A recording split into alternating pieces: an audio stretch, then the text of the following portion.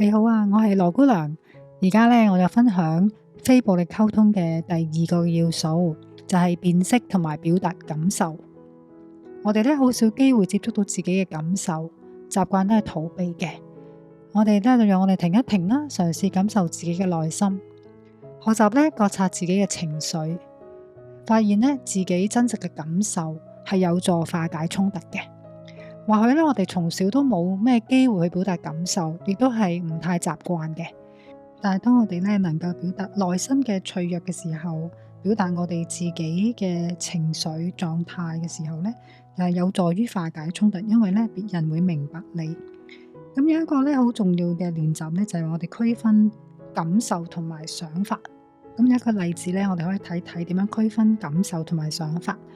就例如一位太太就話俾自己聽，就話我覺得咧我係一個不合格嘅太太。佢當中陳述咧係未清楚表達自己嘅感受，而係只係話俾自己聽係一個冇能力嘅太太。如果去表達實際感受嘅時間咧，可以咁講啦。我對自己感到失望，感到唔耐煩，或者覺得好有挫折。同樣咧，我哋都要清楚區分。我哋係描述緊別人行為嘅諗法，還是咧我哋係描述緊我哋實際嘅感受？例如咧，一位先生同太太嘅講話裏邊咧，佢就咁講啦。我覺得咧，我嘅太太咧睇唔起我。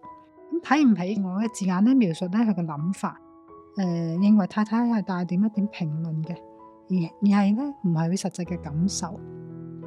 或者如果先生聽到之後，佢能夠表達自己感受，可以話我咧聽到之後覺得悲傷或者感到沮喪。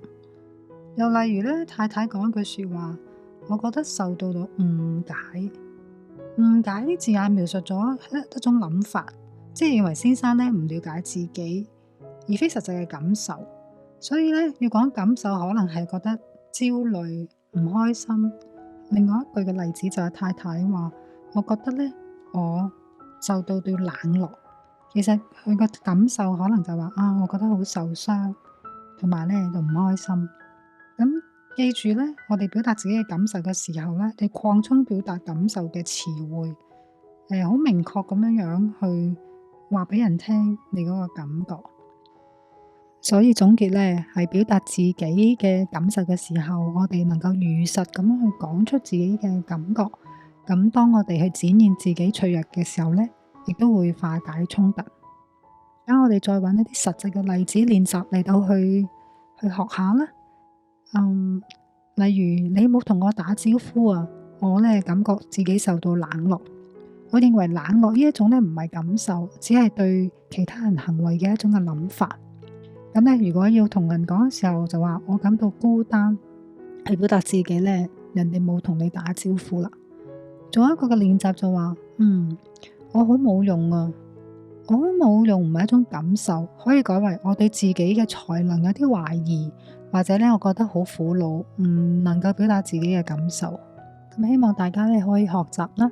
我下一條片咧就同大家分享第3個嘅要素。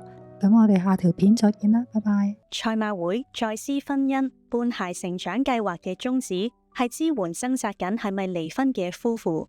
希望可以俾夫婦重新檢視婚姻，減少怨恨，作審慎嘅離合抉擇，從而減低對夫婦同孩子嘅傷害。詳情可以瀏覽我哋嘅 Facebook、YouTube、Instagram 或者打27827560了解更多啊！鍾意我哋呢條片，記得 Like、Share 同埋訂閱我哋嘅頻道。我哋下條片再見。